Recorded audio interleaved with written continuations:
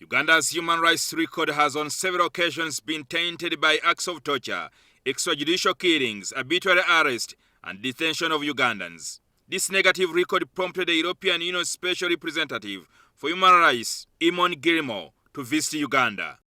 And the necessity to end that practice. Also the necessity to bring to account those who have been responsible for torture. Enforced disappearances, arbitrary arrests, extrajudicial killings, the use of so-called safe houses. Franked by the European Union Ambassador to Uganda, Attilio Pacifici, at the briefing, Gilmore said he is concerned about the alleged killings by the security forces on the 18th November 2020, following the protests over the arrest of the National Unity President Robert Kyagulanyi Ssentamu as he campaigned in Luka district. Called again for a comprehensive independent investigation of those events and for those responsible for the killings.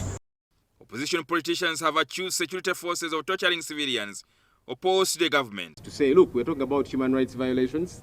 Here is what is happening. You know, crimes against humanity.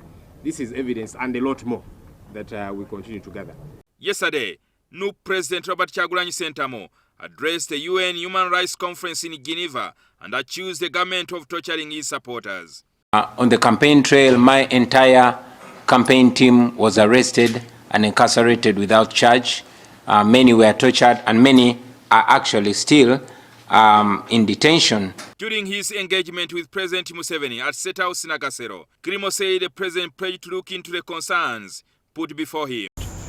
He told me that he is addressing it, that he's handling it, and that the practice of torture will be eradicated. Museveni has on several occasions warned security forces to stop torturing Ugandans. Barking at the people, beating people, isolated killings. There are not many, but they should not happen at all. All those keeping people in jail without trial. We don't believe in assassinations of opponents, that somebody is against me, so I kill him. Why do I kill him?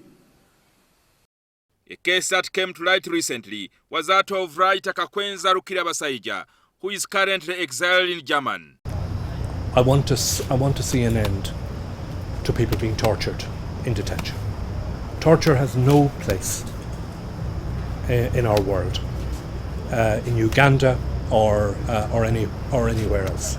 Gilmore said the United Nations Human Rights Council provides for sanctions on a country like Uganda. One of those tools is what we call the Global Human Rights Sanctions Regime, which was agreed by our member states in December of last year, which has been in operation now for over a year. It is always an option for the European Union to look at that sanctions regime. Jingo Francis, NTV.